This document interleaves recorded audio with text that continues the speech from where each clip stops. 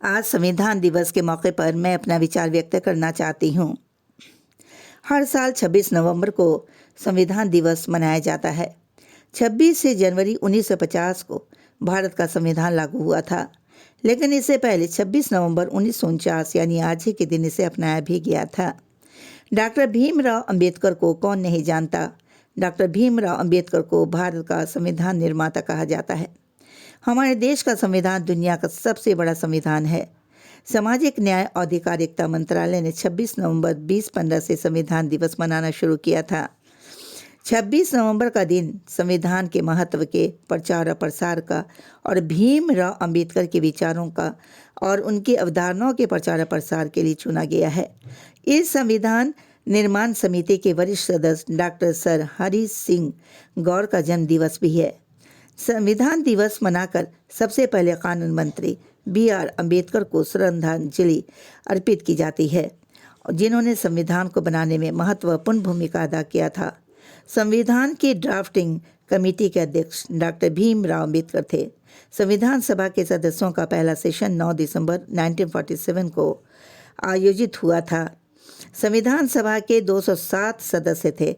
संविधान लागू होने के समय इसमें 395 अनुच्छेद, 8 अनुसूचियां और 22 भाग था, जो वर्तमान में बढ़कर 448 अनुच्छेद और 12 अनुसूचियां और 25 भाग हो गए हैं।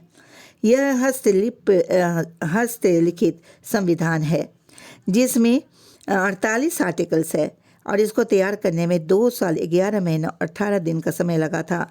संविधान दिवस मनाने का मकसद नागरिकों को संविधान के प्रति जागरूक करना है और समाज में संविधान के महत्व का प्रसार करना है। संविधान की असली प्रतियां हिंदी और इंग्लिश दोनों में लिखी गई थीं। हाथ से लिखे हुए संविधान पर 24 जनवरी 1950 को संविधान सभा के 284 सदस्यों ने सिग्नेचर किया, जिसमें 15 महिलाएं भी थीं, जो बहुत ही गौरव की बात है। 2 दिन बाद 26 जनवरी से ये संविधान देश में लागू हो गया था। संविधान 25 भागों में 448 अनुच्छेदों और 12 सूचियों में बटा भारतीय संविधान दुनिया का सबसे बड़ा लिखित संविधान है। वर्तमान में इसमें 470 अनुच्छेद, 12 अनुसूचियां और इसके तीसरे भाग में 6 मौलिक अधिकारों का वर्णन किया गया है। आज के दिन को नेशनल लॉ डे कहा जाता है। अंबेडकर ने कहा था कि धर्म में भक्ति और आत्मा के उद्धार के लिए रास्ता हो सकता है, लेकिन राजनीति में भक्ति और पूजा क्षरण और तानाशाही के लिए एक रास्ता है। भीमराव अंबेडकर ने एक भाषण दिया था और इस भाषण में भविष्य के लिए 3 चेतावनियां दी थीं। लोकतंत्र में लोकप्रिय विरोध की जगह के बारे में कहा था।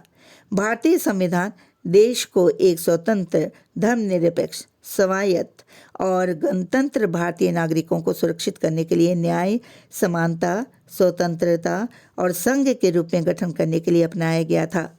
जब भारत के संविधान को अपनाया गया था, तब भारत के नागरिकों के ने यानी पूरी शिष्टता और शांति और प्रगति के साथ एक नए संवैधानिक, वैज्ञानिक स्वराज और आधुनिक भारत में प्रवेश किया था।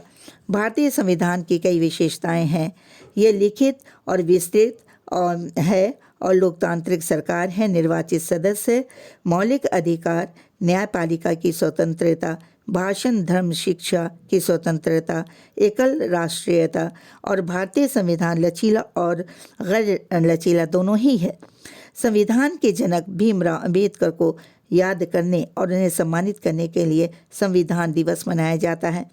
भीमराव अंबेडकर को हमारे देश के संविधान के निर्माण में किन किन कठिनाइयों का, किन किन कठिन परिस्थितियों का सामना करना पड़ा, इसकी जानकारी होती है और ये ज़रूरी है कि हम अपने आने वाली पीढ़ियों को अपने देश की स्वतंत्रता के संघर्ष के बारे में और हमारे क्रांतिकारियों ने जो योगदान दिया, इसके बारे में हम अपनी भावी पीढ़ियों को बताएं, जिससे वो जान सकें कि हमारी आज़ादी हमारे लिए कितनी कीमती है।